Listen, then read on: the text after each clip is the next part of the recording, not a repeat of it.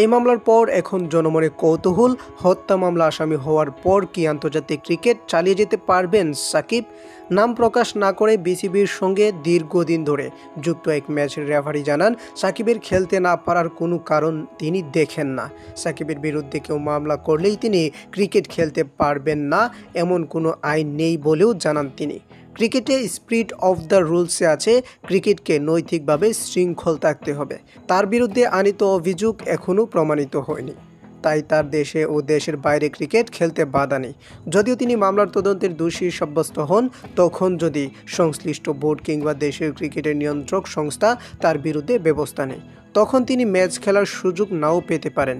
আপাতদৃষ্টে এই মামলাকে কেন্দ্র করে সাকিবের ম্যাচ খেলায় কোনো বিধিনিষেধ আরোপের সুযোগ নেই।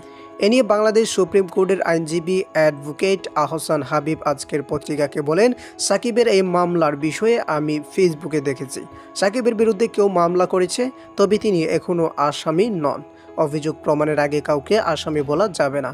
যদি তার বিরুদ্ধে আনিত হত্যা মামলার অভিযোগটি প্রমাণিত হয়, সেক্ষেত্রে তিনি আসামি হবেন। তবে তিনি ক্রিকেট খেলতে পারবেন কি পারবেন না, এটি নির্ধারিত করবে ক্রিকেট বোর্ড বা ক্রিকেটের নিয়ন্ত্রক সংস্থা আইসিসি।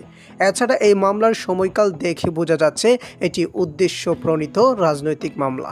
সাকিবের পরিবার সূত্রে জানা গেছে, দ্রুতই তার আইনজীবী নিয়োগ করে এই মামলায় সাকিবের জন্য আগাম জামিন চাইবে। আইনজীবী নিয়োগ করে এই মামলা থেকে সাকিবের নাম প্রত্যাহার চেয়ে বিচারিক আদালত বরাবর আবেদন করারও চিন্তাভাবনা রয়েছে তাদের। এদিকে বিসিবির নিজস্ব কোনো আইনজীবী না থাকায় সাকিবের মামলা ইস্যুতে কোনো বক্তব্য পাওয়া যায়নি।